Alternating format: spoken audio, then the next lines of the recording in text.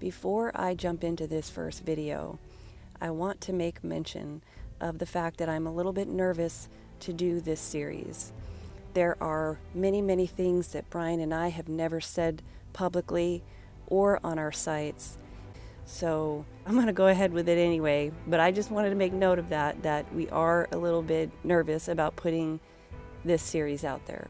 Now, I want to warn you, if you have had a hard time accepting and processing the information you've learned about your world already, you might want to reconsider watching this series, as it has a lot of harsh truths about you, your reality, and where you came from. So here is part 1 in the Masters and the Controllers. The truth about the Masters and Controllers is a very large topic with numerous aspects to cover. To give you a full understanding of the who, what, when, where, why, and how. Creating this series could be likened to creating a spider web. There are numerous lines that intersect and connect, bringing you to a central point. The only way to attempt this is to start at one of these points, jump from one to another, and circle around until the entire web comes into view. By the end of this series, you will understand the entire strategy of the Masters and Controllers. You will understand the role secret societies play. We will reveal the pyramid structure, where the Masters, different level controllers, and the minions all have their place. Depending on where they fall, their motivations and goals will be different. You will see why each level does everything they do. You may not always agree with what they do and how they go about it, but you will understand it. I will tear down the illusion created by their system of deception. Part of that is exploring esotericism and revealing the purpose of the belief systems they condition us with and why. The number one goal of the very top level controllers: ensure survival of the human race. Ship. Out of danger? Yes. Don't grieve, Admiral. Just logical. The needs of the many outweigh The needs of the few. or the one. But hide the existence of the catastrophes. Everything that is done is about keeping people in the system, diverting attention, and hiding the catastrophe's existence. We will begin with the revelation. Revelation, noun, a surprising and previously unknown fact, especially one that is made known in a dramatic way. Something revealed or disclosed, especially a striking disclosure, as something not before realized. Knowledge is power. There are those who know secrets about our world that we, the slaves, do not. One of the biggest is the reoccurring catastrophe. They, the Masters and the top-level controllers, live by survival of the fittest. By keeping this secret, they have a tremendous advantage of power, control, and survival over the rest. And by carrying on this hidden knowledge, they can also ensure the survival of the human race. It was originally the task of each member of the order to be a compendium of all knowledge, all known knowledge. That was the reason for the long term of training. If humanity was totally wiped out, except for one individual, he should be capable of re-establishing everything from his own resources. The order, of which I may be the last member, by tradition came into existence after the last great cataclysm or catastrophe which affected the world. Now, with these great and terrible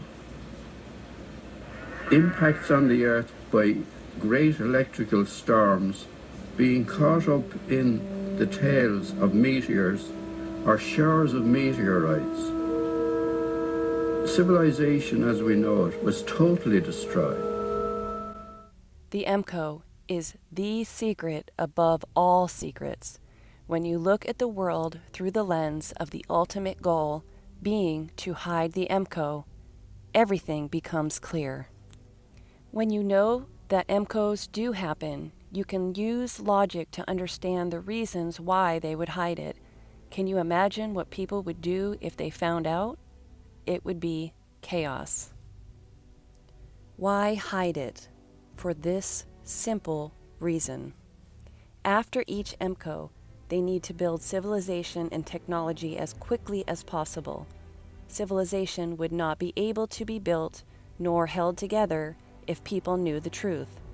You can't rebuild without the slaves. If the slaves knew the truth about their world and about the intermittent and unpredictable timing of the reoccurring catastrophes, they would not be so concerned with the future, nor unwittingly work towards the controller's main goals. If they knew it could happen at any year, they wouldn't participate in all the meaningless things the controllers condition them into thinking are important.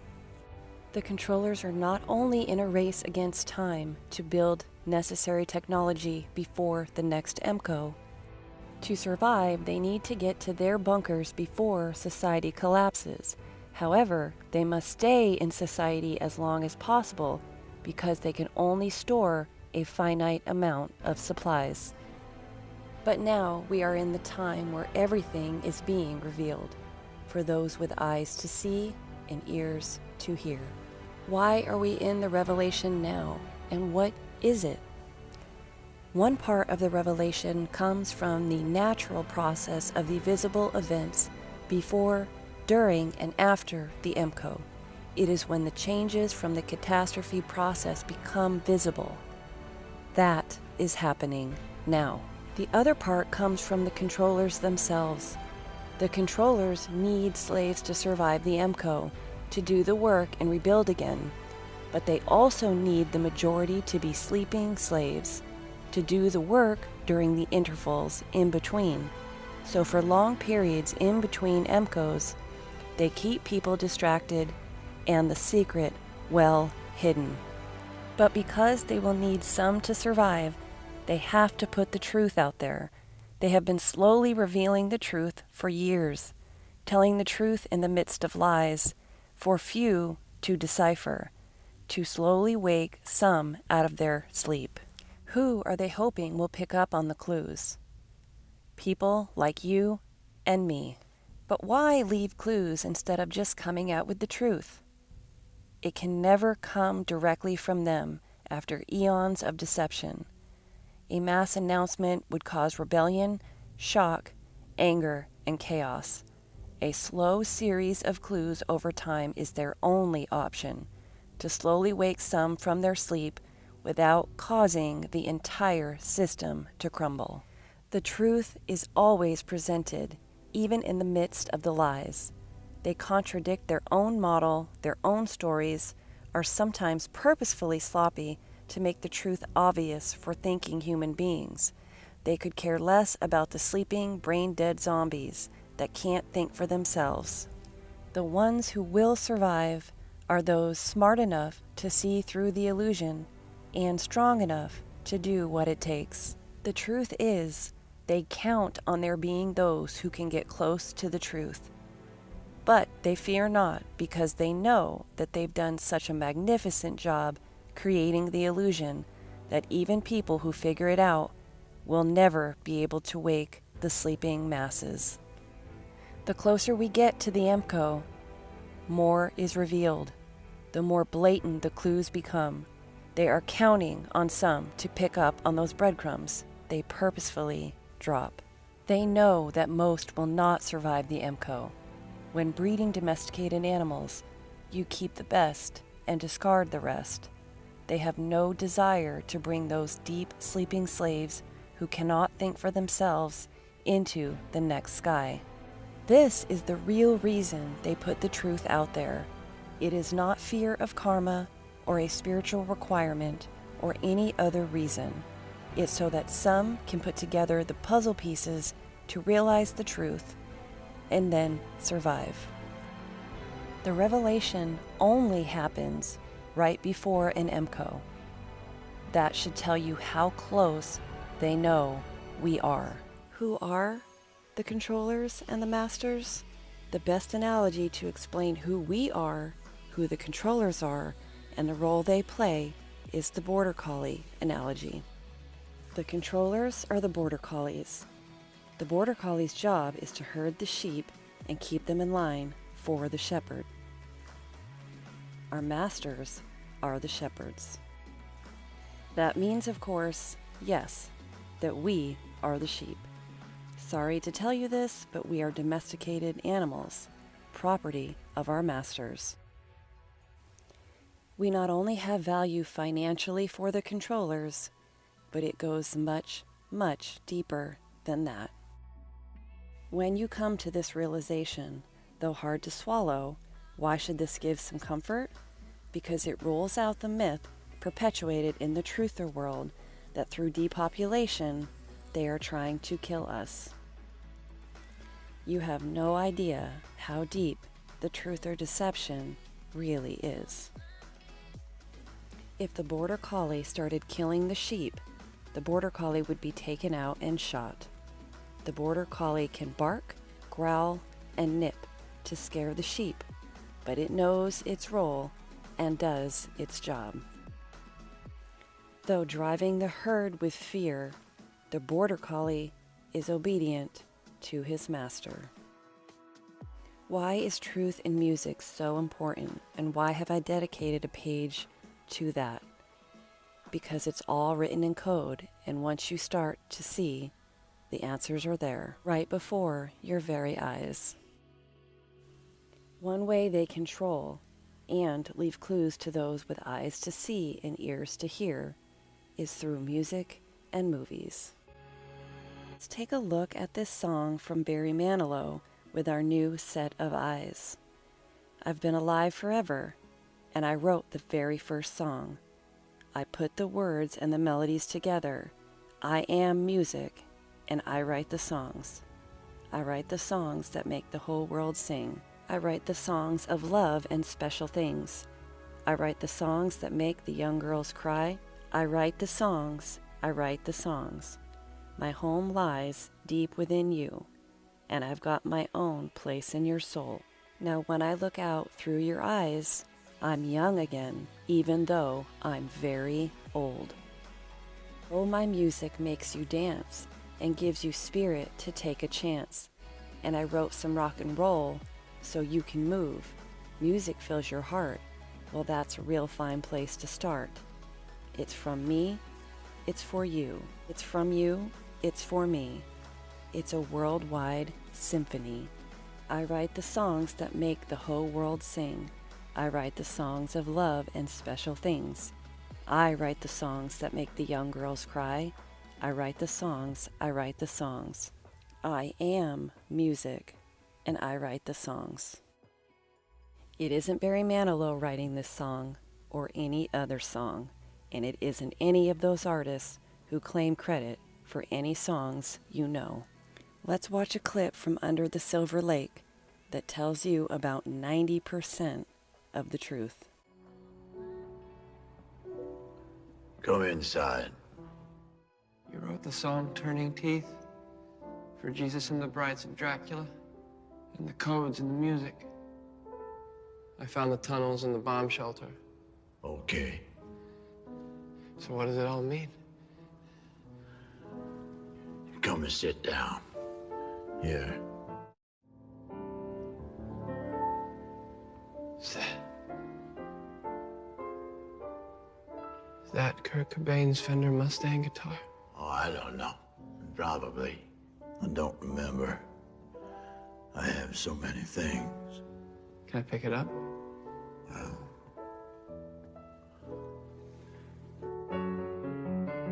I don't always worry what the message is. I just pass it along. I slip it between the notes, hide it away from people that know it's there. You're saying you've done this before? Codes? I wrote the music your dad grew up to. Half of what you sang along to as a kid, and I'm still doing it. And these teenagers are dancing to my music. I want it that way. Tell me why. You're telling me there's hidden messages in old pop songs? Movies, television shows, everything you know. Why? That's pop culture, isn't it? Floats away like tissue paper. And I blow my nose. I find a used Kleenex, I recycle it, and there is your wedding song. Here it comes. I want to know what love is. And I want you to show me. What are the tunnels for? Is there gonna be a war? Oh, hell, I don't know. I'm just trying to make a living, earn a few dollars. Well, you have everything.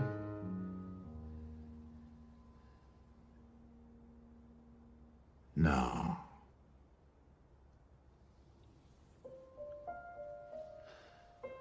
You know this girl?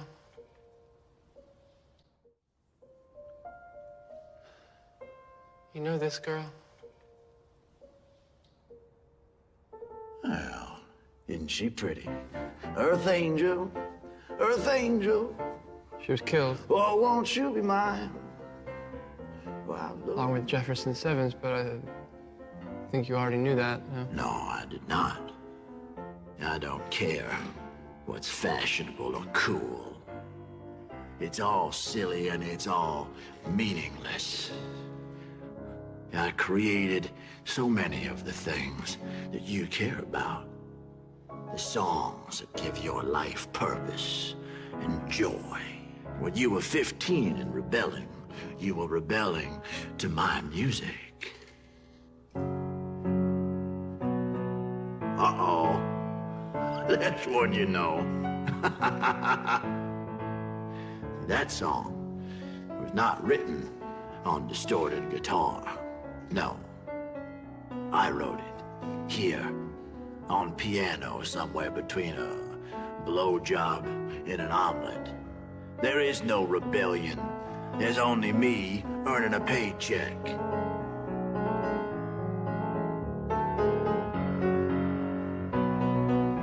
I don't believe you. Well, good, because the real message was not meant for you. So it's better if you just smile and you dance and you enjoy the melody. Because this ugly old man, me, I am the voice of your generation. Your grandparents, your parents, and all the young people that follow you. I love rock and roll. Drop another dime in the jukebox, baby. Oh, look at you. Everything that you hoped for, that you dreamed about being a part of, is a fabrication. Your art, your writing, your culture is the shell of other men's ambitions, ambitions beyond what you will ever understand.